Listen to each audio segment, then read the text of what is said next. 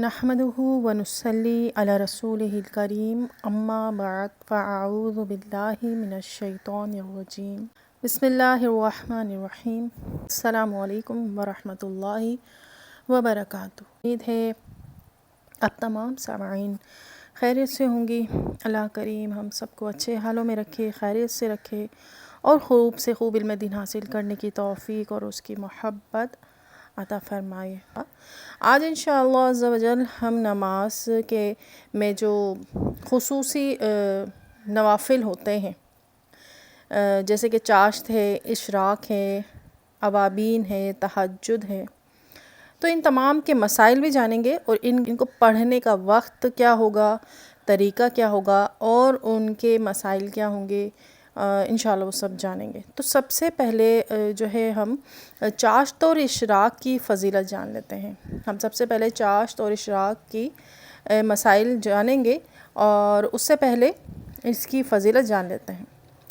صحیح بخاری میں حضرت ابو ہریرہ سے روایت ہے کہ ارشاد فرماتے ہیں، حضور پرنور صلی اللہ تعالیٰ علیہ وآلہ وسلم نے ارشاد فرمایا کہ اللہ تعالیٰ فرماتا ہے کہ جو میرے کسی ولی سے دشمنی کرے میں اس سے اعلان جنگ کرتا ہوں، اور میرا بندہ کسی شے سے میرا یعنی اللہ کا تقرب حاصل نہیں کرتا جس طرح فرائض سے حاصل کرتا ہے، اور نوافل کے ذریعے سے ہمیشہ قرب حاصل کرتا رہتا ہے، یہاں تک کہ میں اسے اپنا محبوب بنا لیتا ہوں۔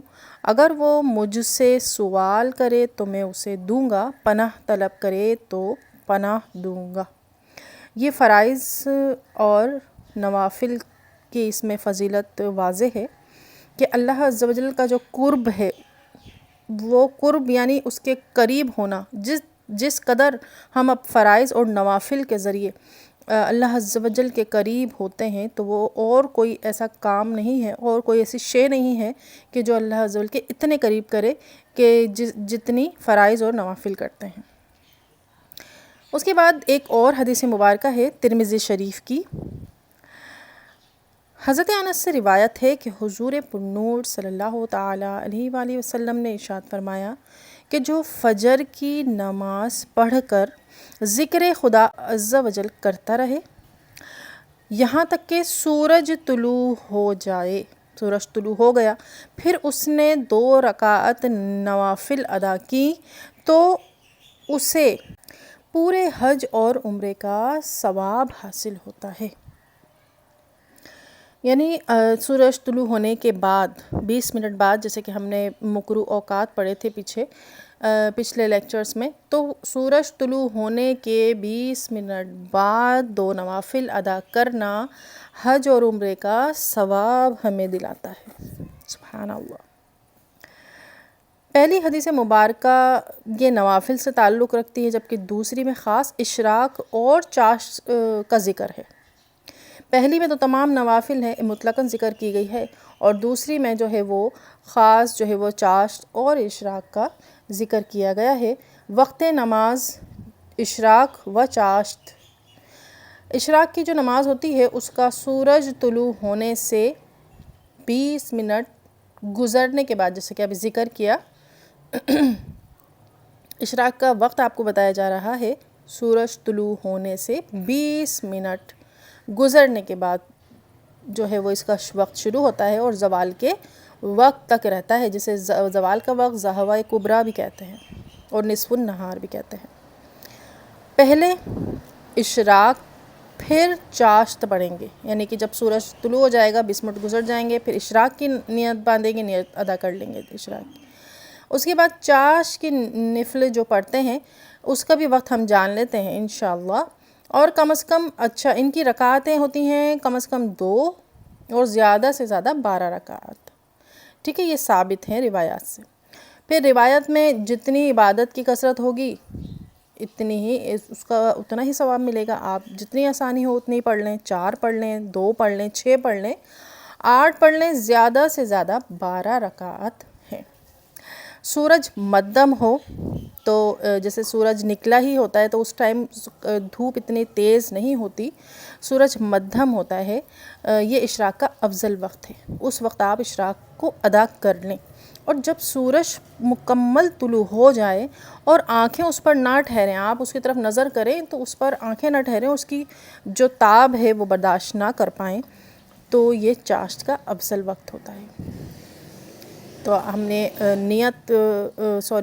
افضل وقت بھی جان لیا، ان کی رکعاتیں بھی جان لی، چاشت کا بھی آپ کو وقت پتہ چل گیا۔ تو چاشت کا بھی جو وقت ہوتا ہے وہ زوال تک ہوتا ہے، کیونکہ پھر ایک زوال کا جب وقت شروع ہو جاتا ہے تقریباً 45 سے 40 منٹ کا زوال کا وقت ہوتا ہے۔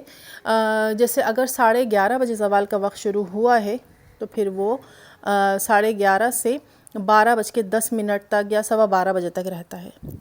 جب زوال کا وقت ختم ہوا، جیسے 12:15 بجے زوال کا وقت ختم ہو گیا تو وہاں سے پھر ظہر کا وقت شروع ہو جاتا ہے۔ تو اس دوران ہم ان سے پہلے ہی، ان دونوں وقتوں سے، ظہر اور زوال کے وقت سے پہلے ہی ہم چاشت اور اشراق پڑھ سکتے ہیں۔ زوال کے وقت تک ان دونوں کا وقت ختم ہو جائے گا۔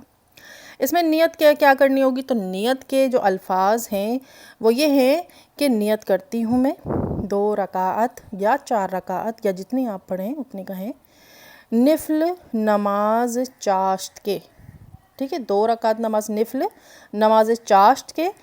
پھر اسی طرح جو پوری نیت ہوتی ہے وہ کر لیجئے۔ پھر اس کے بعد اشراق کی بھی ایسے ہی نیت کریں گے کہ 2 رکعت نماز اشراق کی واسطے اللہ تعالیٰ کے، منہ میرا کعبہ شریف کی طرف۔ وقت تو ہوگا نہیں اس میں، یا وقت اشراق کا بھی کہہ سکتی ہیں آپ، اور اللہ اکبر، ٹھیک ہے۔ نماز فجر ادا کر کے سونا بھی جائز ہے، بہت ساری بہنیں ہیں، مرد حضرات ہیں جو سو جاتے ہیں، اور خاص کر وہ لوگ کہ جو رات بھر جاگتے ہیں، تو نماز فجر ادا کر کے سو جائیے، اور اس کے بعد جس وقت زوال سے پہلے آنکھ کھلے تو آپ اشراق اور چاشت ادا کر سکتے ہیں، دونوں ایک ساتھ بھی ادا کر سکتے ہیں، کیونکہ دونوں کا جو وقت ہے، افضل وقت تو آپ کو بتا دیا گیا ہے کہ جب سورج مدھم ہو وہ افضل وقت اشراق کا ہے، جب سورج تیز ہو وہ افضل وقت چاشت کا ہے۔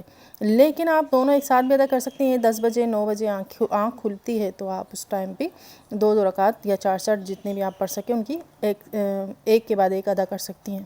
لیکن افضل وقت جیسے آپ کو بتا دیا گیا ہے، اور فجر کے بعد سونا جائز تو ہے، لیکن افضل کیا ہے کہ ذکر و اذکار کرتی رہیں، اس کے بعد پھر یہ نوافل ادا کریں اور پھر سو جائیں۔ تو امید ہے کہ آج کے جو ہم نے مسائل جانے ہیں چاشت اشراق کے، اکثر اس کے بارے میں سوالات آتے ہیں کہ رکعت کتنی ہیں، کس ٹائم پڑھیں، کس طرح پڑھیں، تو امید ہے کہ یہ تمام مسائل حل ہو گئے ہوں گے۔ اللہ کریم سے دعا ہے کہ جو کچھ بھی سنا اسے یاد رکھنے، اس پر عمل کرنے اور اسے دوسروں تک پہنچانے کی توفیق مرحمت فرمائے۔ یہ آپ ثواب جاریہ بنائیے اپنے لیے اور ان لیکچرز کو آگے پہنچائیے۔